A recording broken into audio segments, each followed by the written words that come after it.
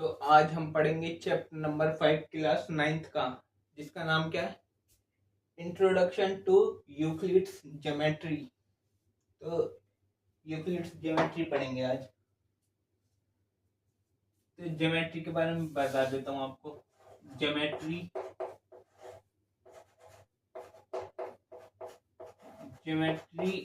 एक Greek word है, Greek word जो कि दो वर्ड से मिलके बना है। किस किस से? जियो प्लस मैट्री इन, मैट्री इन। जियो का मतलब होता है अर्थ और मैट्री इन का मतलब क्या होता है? To measure.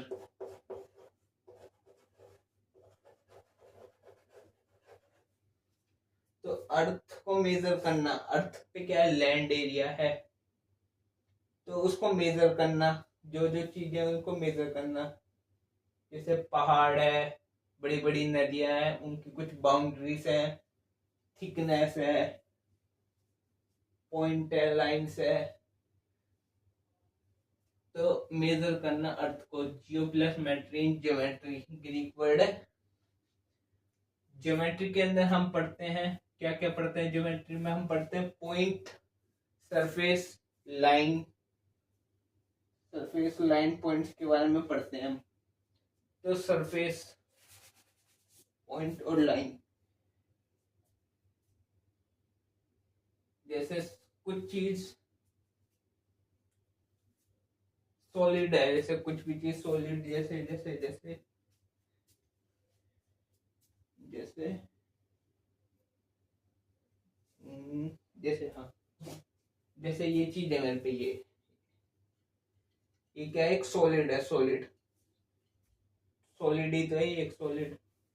तो इसके सॉलिड, इसके अंदर सरफेस है एक, ये वाली, ये वाला सरफेस, ये वाला सरफेस, ये सरफेस, ये सरफेस, सरफेस है। सरफेस किससे मिलके बना है? लाइंस से। और लाइंस किससे मिलके बनी है? पॉइंट से। क्या कही मैंने? कि सॉलिड है, सॉलिड कोई भी, कुछ भी हो सकता है सॉलिड में, जो भी हम अपने आसपास देख रहे हैं, जितनी भी चीज है, मान लो ये बोतल है, बोतल सॉलिड है, सॉलिड। सरफेस है इसमें, ये वाला, ये सरफेस, ये सरफेस, ये सरफेस, ये सरफेस। कुछ भी चीज है, हम पे जो भी चीज है, मान लो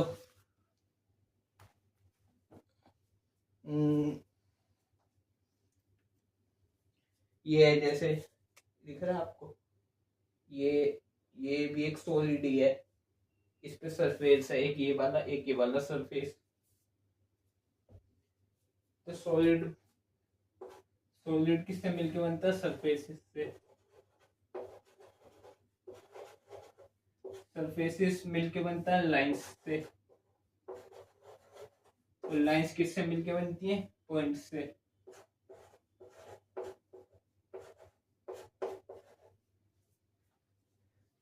ये सॉलिड, सॉलिड होता है 3D, 3D। डी, डी का मतलब होता है डायमेंशन। सरफेस होता है 2D, और लाइंस होती है जिसमें एक ही डायमेंशन होती है, ओनली 1D। और पॉइंट्स में कुछ ही नहीं होता, पॉइंट्स खाली है, कोई डायमेंशन नहीं होती, जिसमें कुछ भी नहीं होता ना, कुछ भी पार्ट, कंपोनेंट, कुछ भी चीज नहीं होती, उसको पॉइंट कहते हैं। 3D, डी का मतलब क्या है? डायमेंशन।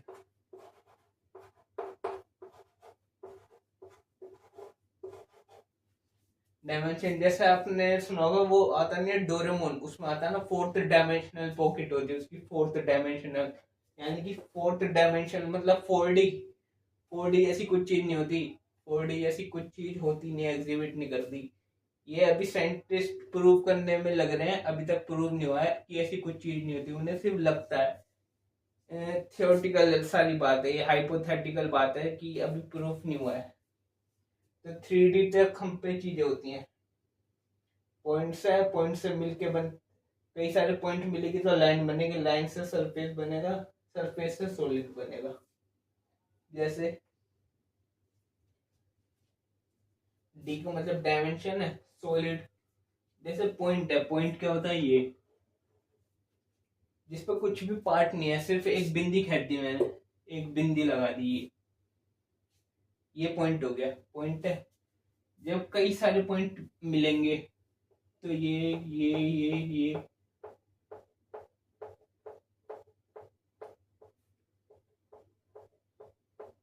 कई सारे पॉइंट मिलेंगे तो लाइन बनेगी। देखो पॉइंट से लाइन बनेगी, लाइन से क्या बनेगा, सरफेस। सरफेस क्या होता है,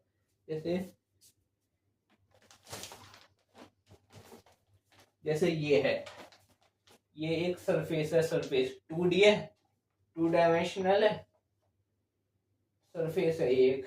हम इसकी दो ही साइड देख सकते हैं, बस कहीं से भी देख लो सिर्फ दो ही साइड दिखेगी, तो वो 2D है, ये 2 डायमेंशनल। इस पे ये सरफेस है, ये सरफेस कैसा है, रेक्टेंगल।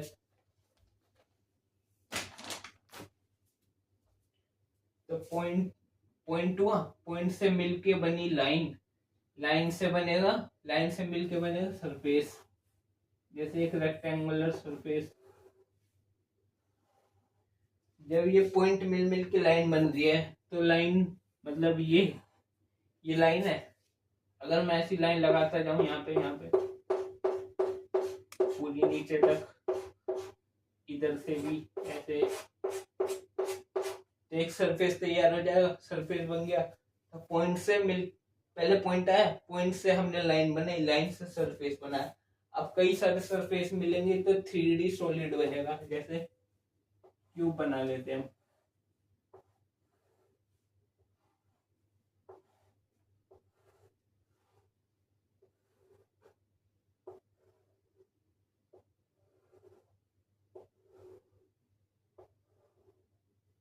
जैसे हम पे एक क्यूब है, इस पे कई सारे सरफेस है, ये सरफेस एक, उसके पीछे वाला सरफेस, एक साइड वाला, इस साइड, एक ऊपर एक नीचे, टोटल छह साइड, 6 सरफेस है इसमें। कितने, 6। तो पॉइंट है, पॉइंट से हमने लाइन बनाई, लाइन से मिलके सरफेस बनाया, सरफेस से मिलके सॉलिड बनाया, तो ये हो गई बातें।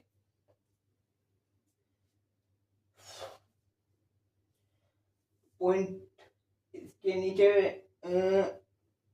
पॉइंट की डेफिनेशन है कि point is that which has no part. जैसे कि मैंने बताया था, पॉइंट क्या होता है, जिसके पास कुछ पार्ट नहीं होता, तो वही पॉइंट होता है। Point is that which has no part, point हो गया। फिर आती है एक लाइन। लाइन क्या होती है, लाइन जैसे ये एक लाइन है, तो लाइन में सिर्फ लेंथ है, ये इधर लेंथ, इसमें ब्रेथ नहीं है, ब्रेथ नहीं है, ब्रेथलेस है ये। तो what is length, A length is breathless length. A line, sorry, line is breathless length, मतलब ब्रेथलेस, ब्रेथ नहीं है, ऐसी लेंथ है, वो है line. Line is a breathless length, ठीक है। उसके बाद आता है एंड पॉइंट, एंड लाइंस। कई सारे पॉइंट मिलके लाइन बनी थी, कई सारे पॉइंट मिलके लाइन बनी थी, पॉइंट मिलके, तो मतलब सबसे लास्ट में एक पॉइंट आया, इसमें भी लास्ट में भी पॉइंट आया, तो एंड पॉइंट, लाइन के एंड में भी पॉइंट्स ही होते हैं, लास्ट में क्या होता है, पॉइंट्स, सही है। उसके बाद दो पॉइंट है, जैसे एक पॉइंट ये है, एक पॉइंट ये है, इस पर मैंने एक लाइन खींच दी थी, तो दो लाइन के बीच में जो दो पॉइंट के बीच में जो लाइन बनती है ना, उसको बोला जाता है, क्या बोला जाता है, स्ट्रेट लाइन। तो वो होती है स्ट्रेट लाइन, जो दो पॉइंट के बीच में लाइन बनती है, स्ट्रेट लाइन कहलाती है, ठीक है। उसके बाद है सरफेस। जैसे ये सरफेस था, मैंने सरफेस बताया था, ये सरफेस में ये क्या है, लेंथ, लेंथ, और ये क्या है, ब्रेथ। तो सरफेस क्या होता है, जिसमें लेंथ हो और ब्रेथ हो। इस surface is that which has length and breadth only, जिसमें लेंथ हो और ब्रेथ हो, वो क्या होता है, सरफेस। इस surface is that which has length and breadth only, सिर्फ लेंथ हो और ब्रेथ हो, वो होता है सरफेस। उसकी बात करते हैं सरफेस की एजिस की बात करते हैं। एजिस क्या होते हैं, जो सबसे लास्ट में, ये एजिस, किनारे, कोने, किनारे, कॉर्नर्स, जो ये वाले हैं, ये ये इसके एजिस हैं। तो एक सरफेस के एजिस हमेशा लाइंस होती हैं, सरफेस की एजिस लाइंस होती है, कई सारी लाइन मिलके कुछ भी सरफेस बन सकता है। मान लो ये बना दिया मैंने, सब लाइन से मिलके बनाई, इसके एजिस हैं, एजिस बना के आए, एक सरफेस बना दिया मैंने, एक सरफेस ये लाइन से मिलके बना है। ठीक है, उसके बाद आता है एक प्लेन सरफेस होता है, प्लेन सरफेस। प्लेन सरफेस क्या होता है, जिसमें सिर्फ स्ट्रेट लाइन होती है, जैसे ये एक पॉइंट है, ये दूसरा पॉइंट, ये तीसरा पॉइंट, ये चौथा पॉइंट, एक पॉइंट से दूसरे पॉइंट तक, दो पॉइंट के बीच में एक लाइन बनती है, क्या कहते हैं उसे, स्ट्रेट लाइन। दो पॉइंट के बीच में एक लाइन, स्ट्रेट लाइन, दो पॉइंट के बीच एक लाइन, स्ट्रेट लाइन, और दो पॉइंट के बीच एक लाइन, स्ट्रेट लाइन। एक सरफेस तैयार हो गया, जो कि हमारे स्क्वायर है ये।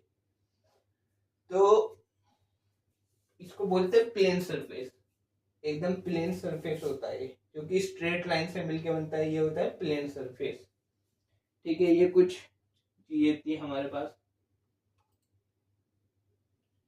अब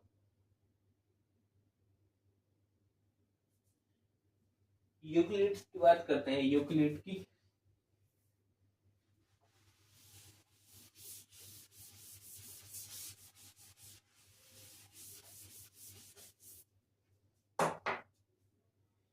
किसकी, यूक्लिड्स की।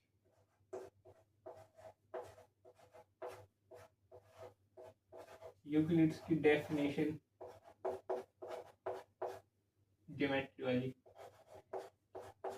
डेफिनेशन। तो यूक्लिड्स की डेफिनेशन में उन्होंने कई सारी प्रॉपर्टी को एज्यूम करा। एज्यूम करा मतलब मानना, सिर्फ सोचा, एज्यूम कर लिया कई सारी प्रॉपर्टीज को।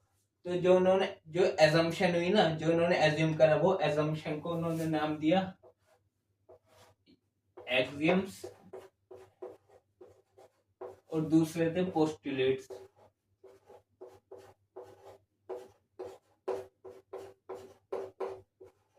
ठीक है, एक्सियम्स और पोस्टुलेट्स। एक्सियम्स एक्सियम्स क्या होता है, व्हाट इज एक्सियम्स। एक्सियम्स और पोस्टुलेट होते हैं, जो कि होते हैं यूनिवर्सल ट्रुथ, ब्रह्मांड का सत्य होता है। जो जैसे मनुष्य कब जिएगा, मनुष्य पानी पिएगा तो जिंदा रहेगा, तो ये बात सच है, यूनिवर्सल ट्रुथ है, इसको प्रूव करने की जरूरत नहीं है कि मनुष्य पानी पिएगा तो जिएगा, इसको प्रूव करने की जरूरत नहीं है, ये ब्रह्मांड का सत्य है, यूनिवर्सल ट्रुथ है।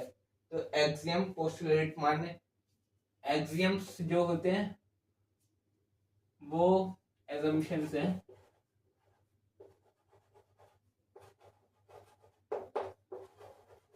एक्सियम के assumption use this through out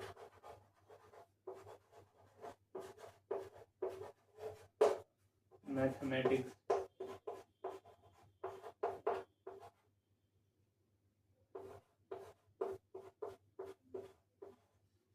axioms का यूज तो पूरे मैथमेटिक्स के अंदर एक्सियम का यूज होता है, लेकिन पोस्टुलेट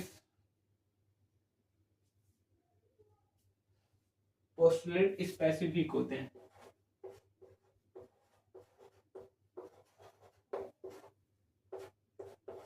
ज्योमेट्री पे, ये वो वाली ज्योमेट्री नहीं है जो स्कूल में होती है, कभी वो सर्कुलर ज्योमेट्री, ये वाली यूक्लिड्स ज्योमेट्री, बीजगणित, वो बीजगणित नहीं, ज्यामिति, हिंदी में ज्यामिति बोलते हैं ज्योमेट्री को। तो ज्योमेट्री जिसमें पॉइंट होते हैं, सरफेस होती है, लाइंस होती हैं, इन पे चलता है, वो होते हैं ज्योमेट्री। तो वो पोस्टुलेट ज्योमेट्री पे स्पेसिफिक होते हैं, एक्सियम पूरे मैथमेटिक्स में चलते हैं। इसके एजम्पशन, दोनों एजम्पशन ही है, और दोनों ही हमारे यूनिवर्सल ट्रुथ है, ब्रह्मांड का सत्य है दोनों।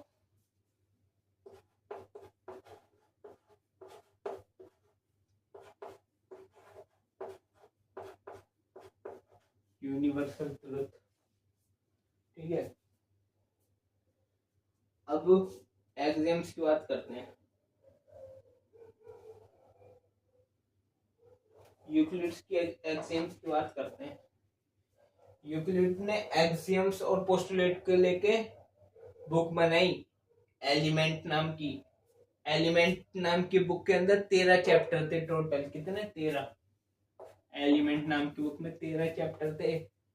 हर एक चैप्टर, एक पूरी बुक में एक चैप्टर था, ऐसी 13 बुकें थी, सबका नाम था एलिमेंट। बुक मिलती भी है करीब करीब 5,000 की, 3,000 तक की भी मिल जाती है। ओरिजिनल नहीं, जो मतलब कॉपी है उनकी, और दूसरे ऑथर्स ने देख देख के उतारा हुआ है, सबने अपना अपना नाम लगाया, वो वाली। ओरिजिनल तो मिलती नहीं है, वो तो कहीं म्यूजियम वगैरह में रखी होगी। वैसी कॉपी मिल जाती है करीब करीब 3,000 की, 5,000 की एक। ऐसी 13 बुक है, उनमें एग्जाम्स हैं और पोस्टुलेट्स लिखे हैं। उसको पढ़ लो, पूरी ज्योमेट्री आ जाएगी। पूरी ज्योमेट्री सीखने के लिए वो पढ़नी पड़ती है। ठीक है, तो हम अब एग्जाम्स की बात करते हैं।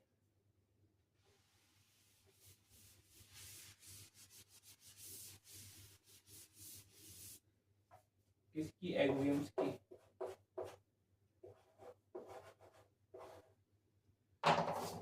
एग्जाम्स, पहला एग्जाम कहता है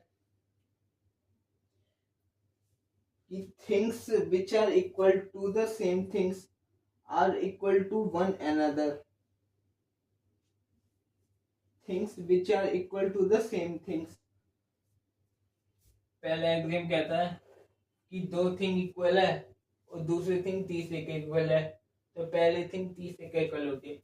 मतलब मान लो 1 2 1 बराबर है, जैसे ए इक्वल है बी के और बी इक्वल है सी के।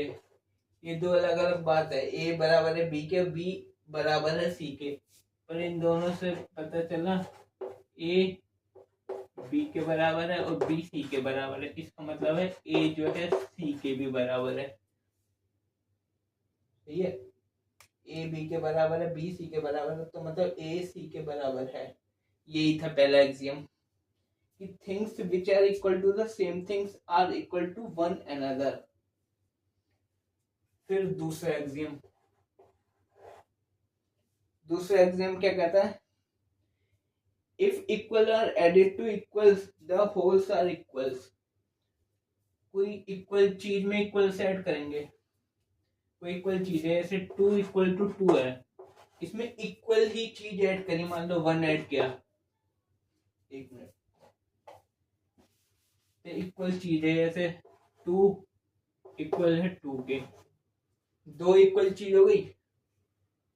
दो ये वाला दो नहीं, मतलब दो अलग अलग इक्वल चीज हो गई। तो मैं दो के अलावा कुछ बता देता हूँ, जैसे 8 8 बराबर है 8 के, ये दो इक्वल चीज है। इसमें दो ही इक्वल चीज ऐड कर दी है, मान लो 1 ऐड किया मैंने इधर भी और 1 ऐड किया इधर भी, इक्वल्स में इक्वल ऐड करे, 1 और 1 इक्वल ही है, तो 8 और 1 कितना हो गया 9, और 8 और 1 कितना हो गया 9। तो if equal are added to equals then whole are equal, whole are equal. यही है हमारा दूसरा एग्जाम, यूक्लिड का दूसरा एग्जाम यही है। क्योंकि इक्वल इक्वल थे पहले 8 और 8, इसमें हमने इक्वल ही ऐड किया। इक्वल क्या था 1, अगर यहाँ पे 2 कर देते तो मैंने क्या कही थी, इक्वल ऐड करना है, पर ये इक्वल नहीं है। 1 और 2 इक्वल थोड़ी है, 1 और 2 तो अनइक्वल है। इधर 1 ऐड हो रहा है तो इधर भी तो 1 ही ऐड होगा, तभी तो इक्वल बनेगा। तो होल्स आर इक्वल। फिर तीसरी चीज, यूक्लिड के एग्जाम का तीसरा एग्जाम था, if equal are subtracting from equals the remainders are equal. जैसे मान लो ये दोबारा 8 इक्वल है 8 में, इफ क्या था, if equals are subtracted from equals, equal में से इक्वल सब्ट्रैक्ट किया, मान लो 4 सब्ट्रैक्ट कर दिया, इक्वल सब्ट्रैक्ट करा दोनों साइड से, तो रिमाइंडर 8 में से 4 गया 4, 8 में से 4 गया तब भी 4, रिमाइंडर्स आर इक्वल।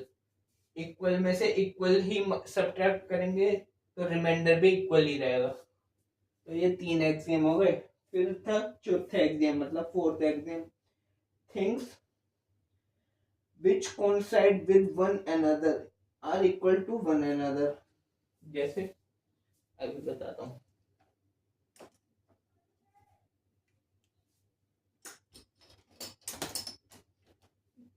जैसे ये दो चीजें हैं, दो पेन है,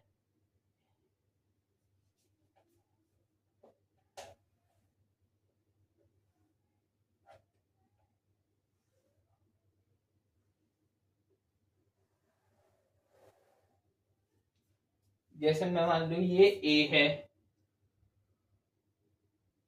ये नहीं, ये एक लाइन है ये सिर्फ। अभी मान लो ये पेन, एक दो लगाता हूँ,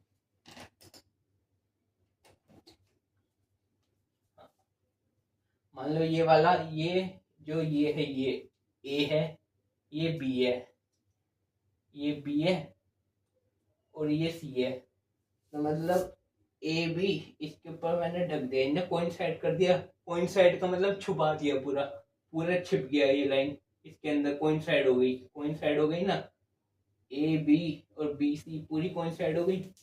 तो दो चीज जो कोइंसाइड हो जाती है तो वो एक दूसरे के इक्वल होती है। मतलब ये वाली लाइन इन दो के इक्वल है, ये वाली लाइन इन दो के इक्वल है, और ये दोनों, ये लाइन इसके इक्वल है, क्योंकि कोइंसाइड कर रही है, इसे छिपा दिया इन्होंने बिल्कुल।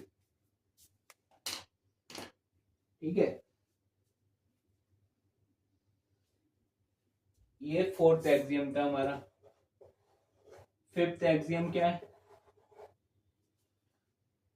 कि whole is greater than the part.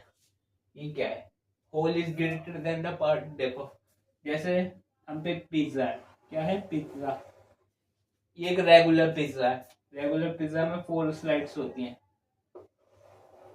4 parts होते हैं, 1 2 3 4, रेगुलर पिज्जा है ये। तो एक पार्ट, इसमें एक पार्ट ले लिया मैंने, मान लो ये पहला, ये दूसरा, ये तीसरा, ये चौथा, 4 पार्ट्स हैं एक पिज्जा के, मैंने एक पार्ट अलग कर दिया, मान लो ये वाला फर्स्ट पार्ट मैंने अलग कर दिया। तो फिफ्थ एग्जाम में लिखा है, क्या लिखा है फिफ्थ एग्जाम में कि whole is greater than part, मतलब पूरा उस पार्ट से बड़ा होगा। ये तो हमें पता ही है, एक पार्ट होल से तो छोटा ही है और होल पार्ट से तो बड़ा ही है, तो ये बड़ा है, ये बिगर देन इससे, पार्ट से बड़ा है। ठीक है, ये फिफ्थ एक्सियम हो गया। अब देखो सिक्स्थ एक्सियम। सिक्स्थ एक्सियम क्या कहता है, things which are double of the same things are equal to one another.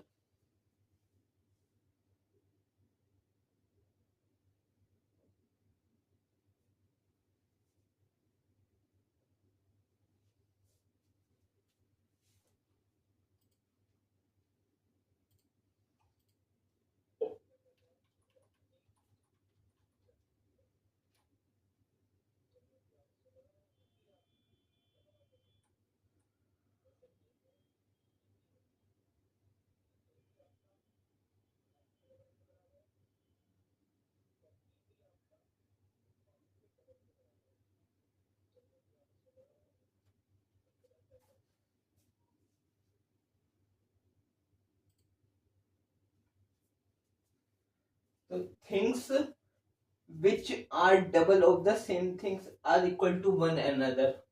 मतलब जैसे दो थिंग्स, कोई भी चीज है, जैसे ए और बी, ये मान लो सी के डबल है, डबल ऑफ सी, सी का डबल, सी का डबल बी है, सी का डबल ए है। तो मतलब ए और बी दोनों बराबर है, ए और बी भी इक्वल है। जब ए सी के डबल के इक्वल है और बी भी सी के डबल के इक्वल है, तो ए और बी भी इक्वल है। ठीक है, ये थे हमारे सिक्स्थ एक्सियम। अब देखो seventh axiom. Things which are halves of the same things are equal to one another. जैसे सेवंथ एक्सियम है, things which are half of the same thing.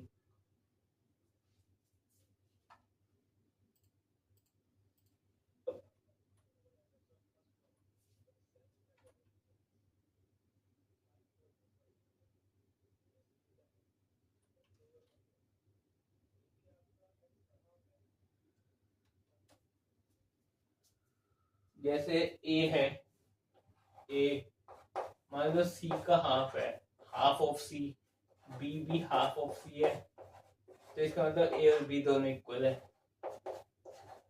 जब ए सी के हाफ के इक्वल है और बी भी सी के हाफ के इक्वल है, मतलब ए और बी भी इक्वल है। ये हमारा 7th एग्जाम था, इसी की तरह था 6th वाले की तरह 7, और फर्स्ट वाला 6, फर्स्ट 6 और 7 एग्जाम बहुत ईजी है, बस ये एग्जाम दिया हमारी बुक में, ये पढ़ना है हमें। और ये काम आएंगे, ये काम आएंगे जब हम आगे थ्योरम्स आएंगे, क्वेश्चन आएंगे प्रूव करने वाले, to prove given statement, to prove और प्रूव करते हैं, हेंस प्रूव, उनमें ये सब एग्जाम पोस्टुलेट से काम आएंगे। अभी देखना जब क्वेश्चन आएंगे जब पता लग जाएगा। अब देखेंगे हम पोस्टुलेट्स।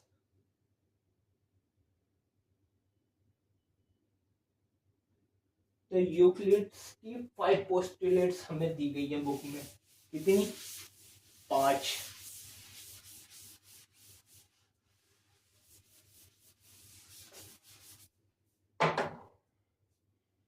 कितनी? 5 पोस्टुलेट्स।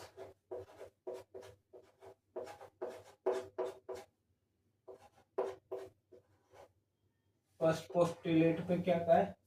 फर्स्ट पोस्टुलेट में कहा है एक straight line may be drawn from any one point to any other point। मतलब एक पॉइंट, ये मैंने बताया भी था, एक पॉइंट से दूसरे पॉइंट तक अगर कुछ लाइन खींचेंगे ना तो उस लाइन को बोलते हैं स्ट्रेट लाइन। एक पॉइंट से दूसरे पॉइंट तक जो लाइन बनती है वो एक स्ट्रेट लाइन होती है। यही है पहला पोस्टुलेट। दूसरा पोस्टुलेट कौन सा? दूसरा पोस्टुलेट है इस वाला 1 के बाद एक 5.1, ये तो एक्सियम है। अच्छा, पोस्टुलेट 2, सेकंड पोस्टुलेट है terminated line can be produce indefinitely. मान लो ये एक लाइन है, एक लाइन खींची मैंने, स्ट्रेट लाइन है, एक 2 पॉइंट्स के बीच में स्ट्रेट लाइन, तो इसके जहाँ टर्मिनेट कर गई, ये टर्मिनेट कर गई, मान लो यहाँ पे खत्म हो गई, यहाँ पे टर्मिनेट, इसके आगे हम इसे कितना मर्जी बढ़ा सकते हैं, जितना मर्जी, चाहे जितना मर्जी, और चाहे इस साइड से भी जितना मर्जी बढ़ाते रहो।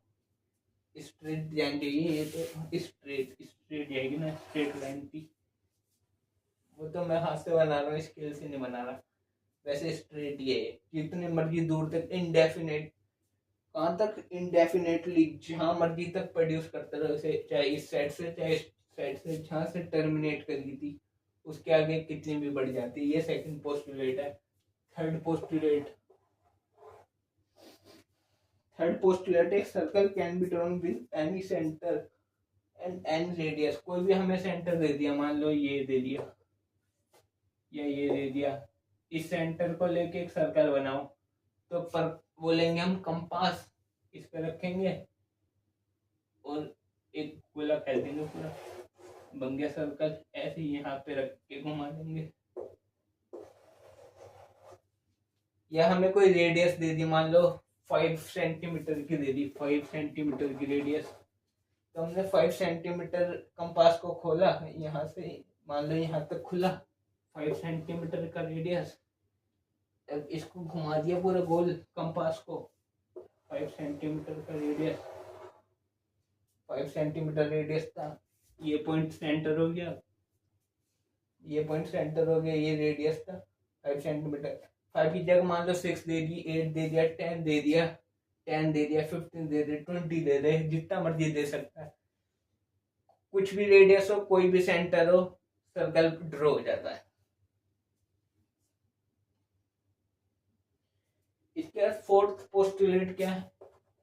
फोर्थ पोस्टुलेट में कहा है all right angles are equal to one another. मतलब सारे राइट एंगल एक दूसरे के इक्वल होते हैं। हाँ, क्योंकि राइट एंगल कितना होता है? 90 डिग्री का। जैसे ये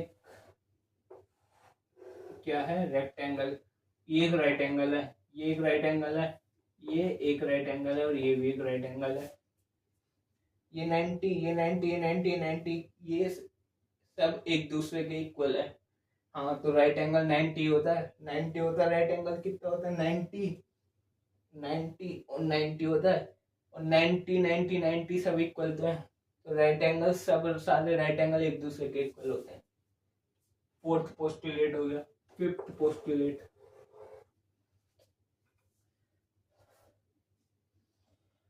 फिफ्थ पोस्टुलेट में कहा है if a straight line falling on two straight lines, fifth postulate है if a line falling on two straight lines make the interior angles on the same side of it taken together less than two right angles, then the two straight lines produce indefinitely meet। मतलब क्या काम है इस बता देता हूँ। जैसे कोई दो लाइन है, ये मान लो दो लाइन, इसमें मैंने एक ट्रांसवर्सल लाइन खींची, ट्रांसवर्सल लाइन। अब इसके जो इंटीरियर है, इंटीरियर एंगल कौन से, सेम साइड, ये वाला इंटीरियर है, ये इंटीरियर है, ये फर्स्ट मान लो, इसको मान लो ये सेकंड है, ये और ये इंटीरियर है, ये थर्ड है, ये फोर्थ है। मान लो एक साइड के जो ट्रांसवर्सल के इंटीरियर साइड, एक साइड के मान लो एंगल 1 और एंगल 2 का सम मान लो 180 से कम आया,